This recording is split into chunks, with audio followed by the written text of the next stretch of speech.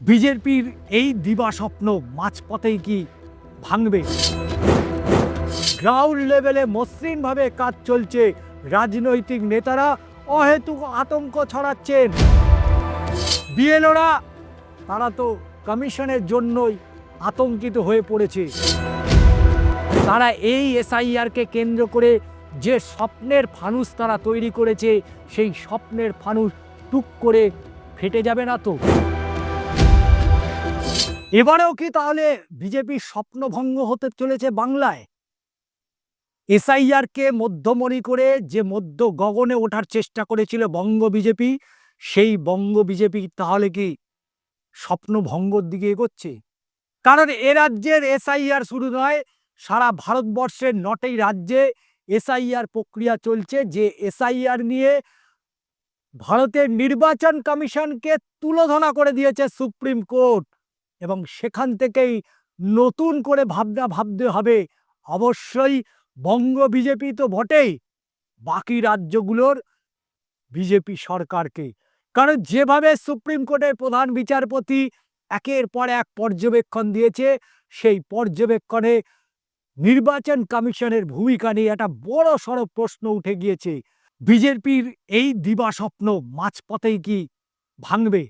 স্বাভাবিকভাবেই বাংলার ভোটারের দিকেই তাকিয়ে রয়েছে বঙ্গ বিজেপি, শুধু নয় কেন্দ্রীয় নেতৃত্ব। তারা চাইছেন মনে প্রাণে বাংলা দখল করতে। কারণ বাংলা ইতিমধ্যেই ২৮ লক্ষ ভোটারের নাম প্রায় বাদের খাতায়, মৃত ৯ লক্ষ, ১৯ লক্ষ ভোটারের কোনো খোঁজ নেই।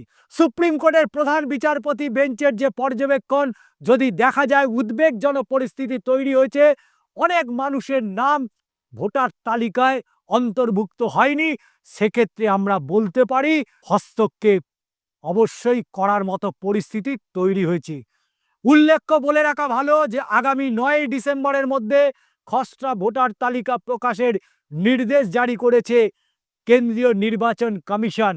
এবং শুধু তাই নয়, আদালত এদিন স্পষ্ট করে দিয়েছে, তারিখের বিষয়টা উল্লেখ করা হলো বিচারপতি সূর্যকান্তের মন্তব্য, তাতে কি আপনারা যদি যথাযথ ভিত্তি দেখাতে পারেন, তাহলে আমরা তারিখ বাড়ানোর নির্দেশ দিতেই পারি। নির্বাচন কমিশনের শুনানি, এদিন শুনানিতে তৃণমূলের আইনজীবী কল্যাণ বন্দ্যোপাধ্যায় তিনি কি বলেছেন? না, তিনি বলেছেন মৌখিকভাবে আদালতে এমন মন্তব্য করেছেন, এবং শুধু তাই নয়, এই মন্তব্য থেকে এখনই কোনো সিদ্ধান্তে পৌঁছানো যায় না। সুপ্রিম কোর্টে জাতীয় নির্বাচন কমিশনের তরফ থেকে যে যুক্তি দেওয়া হয়েছে, তারা বলছেন গ্রাউন্ড লেভেলে মসৃণভাবে কাজ চলছে, রাজনৈতিক নেতারা অহেতুক আতঙ্ক ছড়াচ্ছেন। শুধু তাই নয়, কমিশনের তরফ থেকে আইনজীবী রাকেশ দ্বিবেদী তিনি দাবি করেছেন মামলাকারীরা যে পরিস্থিতির ছবি আদালতে তুলে ধরছেন, তার সঙ্গে বাস্তবে কোনো মিল নেই। কারণ কেরালার উদাহরণ তিনি দিয়েছেন, এবং সেই উদাহরণ দিয়ে তিনি বলেন যেখানে ৯৯% এনুমেরেশনের ফর্ম বিলি হয়ে গিয়েছে, অন্যদিকে ডিএমকের ইসির আইনজীবী তিনি কি বলেছেন? তিনি পাল্টা দাবি করেছেন এবং তথ্য দিয়ে দেখিয়েছেন যে তামিলনাড়ুতে মাত্র ৫০% ফর্ম বিলি হয়েছে, যেখানে বৃষ্টি এবং সম্ভাব্য ঝড়ের পরিস্থিতিতে বিএলওদের বাড়ি বাড়ি যেতে হচ্ছে। এরপরেও দেশের বিভিন্ন প্রান্তে এসআইআর কতটা মসৃণভাবে হচ্ছে তা নিয়ে নির্বাচন কমিশনের পাল্টা যুক্তি দেওয়া হলেও সুপ্রিম কোর্টের নির্দেশ আগামী ১লা ডিসেম্বরে লিখিত বক্তব্য আদালতকে জানাতে হবে। কিন্তু প্রশ্ন থেকে যাচ্ছে, রাজনৈতিক দলের নেতারা অহেতুক এই আতঙ্ক ছড়ানোচ্ছে, এবং এমনটাই কমিশনের পক্ষ থেকে সুপ্রিম কোর্টে অভিযোগ করা হয়েছে। যদিও এই রাজ্যের মন্ত্রী চন্দ্রিমা ভট্টাচার্য তিনি বলেন নির্বাচন কমিশন গ্রাউন্ড রিয়েলিটি জানে না, কাজের চাপে কোথাও বিএলওরা আত্মহত্যা করছেন, কোথাও অসুস্থ হয়ে পড়ছেন, কেউ মারা গিয়েছেন। এই পরিস্থিতিতে কিভাবে মসৃণ বলা যেতে পারে? বিএলওরা তারা তো কমিশনের জন্যই আতঙ্কিত হয়ে পড়েছে। কলকাতা ভোটার, যে কলকাতা ভোটারদের থেকে পূরণ করা ইনুমারেশনের ফর্ম সংগ্রহের পর ডিজিটাইজেশনের যে কাজ চলছে সেটা একেবারে জোর কদমে। আপাতত খসড়া ভোটার তালিকা থেকে কতজন ভোটারের নাম বাদ পড়তে চলেছে তা নিয়ে আতঙ্ক এই মুহূর্তে চরমে।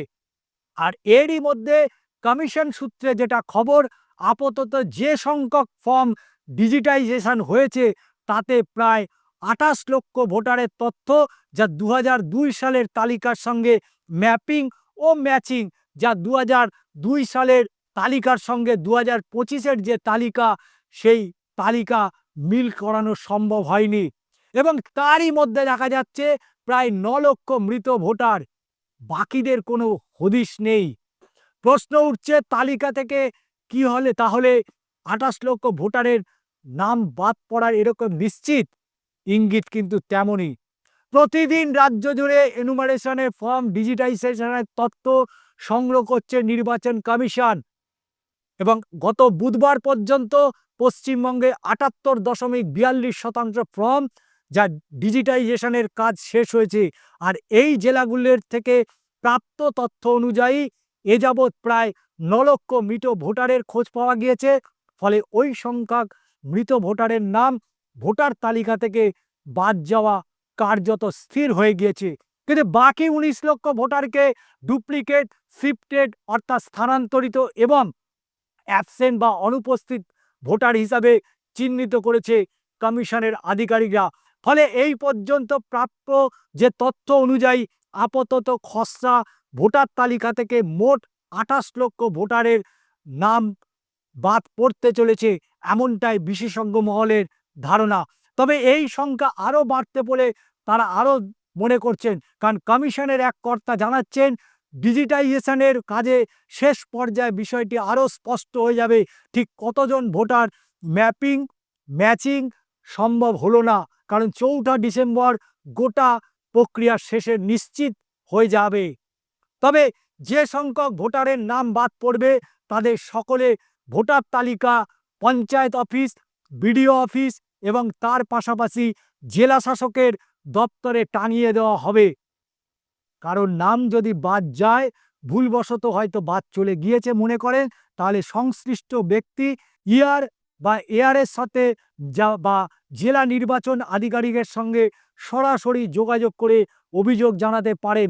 ভোটার তালিকায় মৃত ব্যক্তিদের চিহ্নিত করতে আগেই আধার তথ্য সংগ্রহ করেছিল নির্বাচন কমিশন।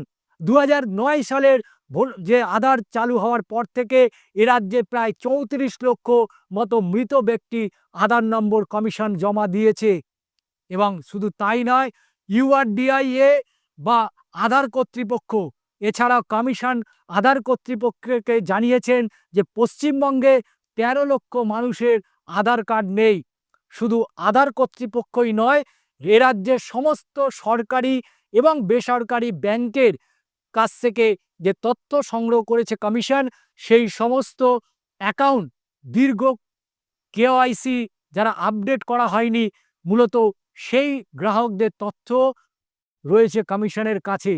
স্বাভাবিকভাবেই এছাড়াও রাজ্য সরকারের কাছে বিভিন্ন প্রকল্প যেমন বিধবা ভাতা, তার পাশাপাশি সমব্যাতির মতো প্রকল্প আবেদনকারীদের তথ্য লিপিবদ্ধ করেছে নির্বাচন কমিশন। জানা যাচ্ছে যে সংখ্যক ফর্ম ম্যাপিং এবং বিএলও অ্যাপের ফিল যে ফর্ম হয়েছে এবং তারও পরিসংখ্যান কিন্তু ইতিমধ্যেই যাচাই করেছে। এবং ইনুমারেশন ফর্ম যাচাই ও ভোটারদের তালিকায় ম্যাপিং এবং অন্য ম্যাপিংয়ের অপশনও রয়েছে। এর আগেও বুথ লেভেল অফিসার বা বিএলওদের এই ক্ষমতা দেওয়ার পরেও প্রত্যাহার করে নিয়েছিল কমিশন। তাই স্বাভাবিকভাবে সমালোচনার মুখে ফের অ্যাপ ফিরিয়ে নিতে বাধ্য হয়েছে নির্বাচন কমিশন। এবং এই বিশেষ যে ট্যাব ফিরে আসার কথা, যেটাকে ফিরিয়ে আনার চেষ্টা হচ্ছে, অর্থাৎ আপলোড করার কোনো ইনুমারেশন ফর্ম নিয়ে যদি সন্দেহ হয় তাহলে যাচাইয়ের সুযোগ পাবে বিএলওরা। এবং এই জায়গা থেকেই কিন্তু এই মুহূর্তে বঙ্গ বিজেপি এবং শাসক দল তৃণমূল কংগ্রেসের জোর কিন্তু অঙ্ক কষাকষি শুরু হয়ে গিয়েছে। যদি ২০২৪-এর লোকসভা নির্বাচনের দিকে তাকাই, ২,৭৮,০০,০০০ ভোট এ রাজ্যের শাসক দল তৃণমূল কংগ্রেস পেয়েছিল এবং সেই তুলনায় ২,২৮,০০,০০০ ভোট পেয়েছিল এ রাজ্যের বিরোধী দল বিজেপি। এবং এই যে 50 লক্ষের যে ব্যবধানে, যে ব্যবধানটাকে এসআইআর এর মধ্যে দিয়ে কমিয়ে আনার জন্য যে আপ্রাণ চেষ্টা বঙ্গ বিজেপি চালিয়েছিল, সেখানে অবশ্যই মনে হয় যে খানিকটা ছাই পড়ে গেল। কারণ অন্য জেলাগুলোর তুলনায় শহর কলকাতায় ডুপ্লিকেট, লিফটেড, ডিলিটেড ভোটারের সংখ্যা অনেক বেশি। পাশাপাশি রয়েছে ফর্ম সংগ্রহ না হওয়ার সমস্যা, এবং জানা গেছে যে কলকাতায় 30% কাছাকাছি ফর্ম এখনো সংগ্রহ করা সম্ভব হয়নি। তাই বঙ্গ বিজেপি তারা এই এসআইআরকে কেন্দ্র করে যে স্বপ্নের ফানুস তারা তৈরি করেছে, সেই স্বপ্নের ফানুস টুক করে ফেটে যাবে না তো? কারণ নির্বাচন কমিশন যেভাবে তাদেরকে চাগার দিয়ে তোলানোর চেষ্টা করছে, কেন্দ্রের বিজেপি সরকার যেভাবে আদা জল খেয়ে বাংলায় তারা নেমে পড়েছে, তাতে করে নিঃসন্দেহে বলা যেতে পারে 2026-এর টার্গেট বাংলা দখল। কিন্তু বলে রাখা ভালো, এই ক্যালকুলেশনে কিন্তু বাংলায় ভোট রাজনীতি চলে না। এটা বাংলার বিজেপিকে বুঝতে হবে।